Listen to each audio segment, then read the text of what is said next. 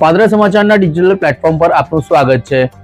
પાદરામાં વર્ષોની માંગ બાદ આખરે સરકાર દ્વારા પાદરા જંબુસર હાઈવેને કરોડો રૂપિયાના ખર્ચે 4 લાઇન કરવાની કાર્યવાહી હાથ ધરાઈ છે, પરંતુ આ કાર્યવાહીમાં સરકાર આ હાઈવેનું ઉદ્ઘાટન કરે તે પહેલા જ આ હાઈવે પર અનેક જગ્યાઓ પર ખાડા પડી ગયા છે। સાથે સાથે ડમ્મર પણ ઉખડીને બહાર આવ્યો હોય તે પ્રકારના દ્રશ્યો સામે આવ્યા છે।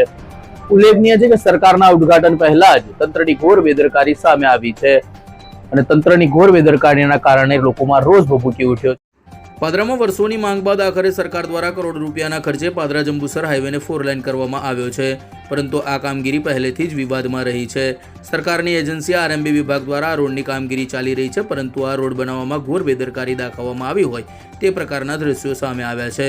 હજુ આ જાહેર માર્ગનું ઉદ્ઘાટન પણ કરવામાં આવ્યું નથી, તો પાદરા જંબુસર હાઈવે પર પ્રથમ નહીં જેવા વરસાદમાં જ અનેક જગ્યાઓ પર ખાડા પડી ગયા છે, તેમજ ડામર પણ ઉખડીને બહાર આવી ગયો છે, જ્યાં લોકોએ ભ્રષ્ટાચારના આક્ષેપ કર્યા છે। પ્રથમ વરસાદ દરમિયાન 15 દિવસ પહેલા તંત્ર દ્વારા ચાલુ વરસાદે કામગીરી કરવામાં આવી હતી, જ્યાં ડબાસા ગામ પાસે કેટલાક લોકોએ આ કામગીરીનો વિરોધ પણ કર્યો હતો। તંત્ર દ્વારા છતાં પણ આ કામગીરી કરાતા આખરે સરકારના રૂપિયા પર પાણી ફરી જતું હોય તે પ્રકારના દ્રશ્યો સામે આવ્યા છે, તેમજ ડામર ઉખડીને બહાર આવી ગયો હોય તે પ્રકારના દ્રશ્યો આવતા તંત્રની કામગીરી સામે અનેક સવાલો ઊભા થયા છે। સમગ્ર મામલે સ્થાનિક લોકોએ પણ તંત્ર સામે ભારે રોષ વ્યક્ત કર્યો છે। તંત્ર સામે સરકાર કેવા પગલાં લે તે જોવું રહ્યું। મારું નામ શરદભાઈ। શું છે ઘટના? આ ઘટના એવી છે કે પાદરાથી જંબુસર રોડ આજે વર્ષોની માંગ, પબ્લિકની વર્ષોની માંગ હતી।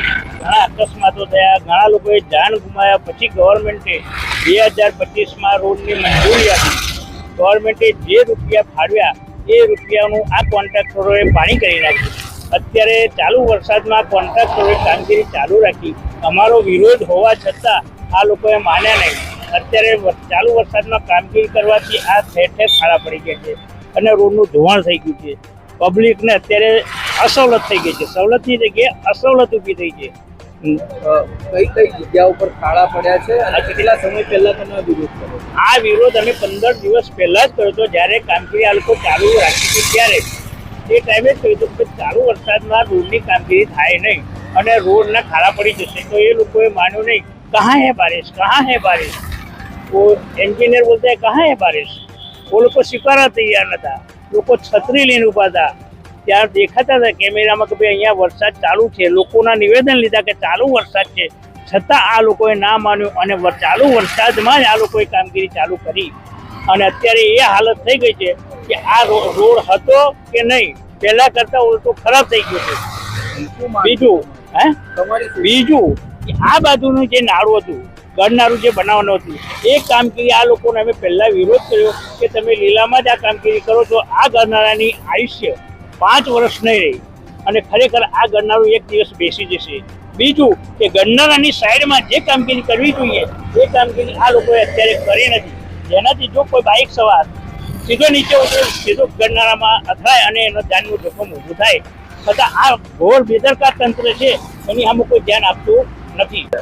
એટલે રસ્તા બનાવ્યા બરાબર નારા નાખીને, તો એમને પોકેટની કરેલું છે નીચે ઉતરવાનું હતું, ઊંચો રોડ ને ખેતરો નીચે। હવે ગાડી થી તો ઉતાર્યું કોઈને? કોણ જવાબદાર એનો? એ તો નહીં છે મારે બધા આવા તો બનાવીને રોડ પર ખાડા કઈ રીતે? ખાડા તો મટીરિયલ રાશી નાખી તો જ ખાડા પડે ને।